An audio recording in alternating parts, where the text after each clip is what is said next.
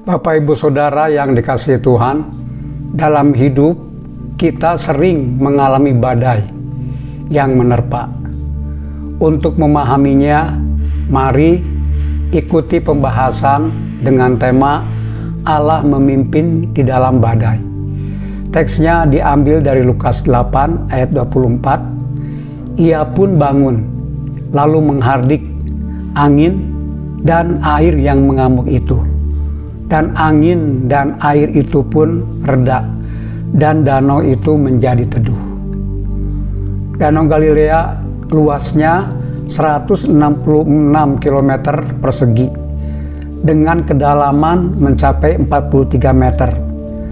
Letaknya sekitar 212 meter di bawah permukaan laut.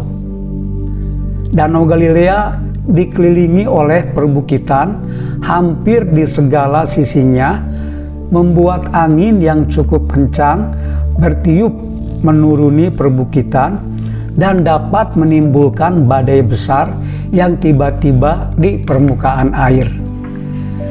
Badai yang melanda di malam para murid berlayar bersama Yesus sangatlah besar.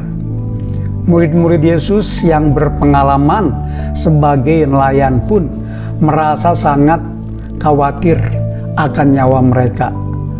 Badai itu sangat tidak terduga oleh para murid, namun tentunya tidak bagi Yesus. Demikian pula dengan badai hidup yang datang tiba-tiba dan tanpa peringatan. Saat semuanya berjalan lancar sesuai rencana, dalam hitungan detik keadaan bisa berubah. Bapak Ibu Saudara yang kekasih, pernahkah kita merasa seperti para murid yang kalang kabut ketika badai hidup datang dan merasa Tuhan tidak memperhatikan kesesakan kita di tengah badai? Kenyataannya, Tuhan memperhatikan dan tetap memimpin kita di dalam badai. Tuhan bertanya, "Di manakah kepercayaanmu?" Tuhan seringkali membiarkan kita sampai kehabisan akal agar kita bisa merasakan betapa besar kebutuhan kita akan Dia. Sebenarnya, yang kita butuhkan saat kita berada di pusaran badai adalah tetap percaya bahwa Allah hadir menyertai kita, dan ketenangan untuk bertindak dengan tepat berdasarkan petunjuk yang diberikan Allah yang menyertai kita. Bapak Ibu Saudara yang dikasihi, ketika kita terkurung oleh badai, kita akan panik dan takut. Dalam keadaan itu, seringkali tindakan yang kita putuskan didasarkan oleh rasa takut, tidak lagi pada Allah.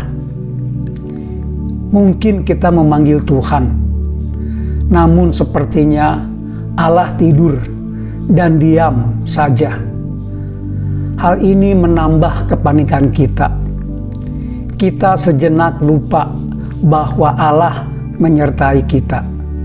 Di manakah imanmu? Bapak Ibu Saudara yang dikasihi, bagaimana kita menanggapi badai yang menghantam? Apa yang harus kita lakukan ketika menghadapi badai? Izinkanlah Tuhan tetap memimpin kita dengan menunjukkan kepercayaan penuh kepadanya. Tetaplah tenang di dalam Allah dan bertindaklah dengan benar. Hal yang tidak benar dalam hidup akan terungkap dengan jelas hanya melalui badai. Biarkan Tuhan yang pimpin kita dalam badai. Tuhan memberkati.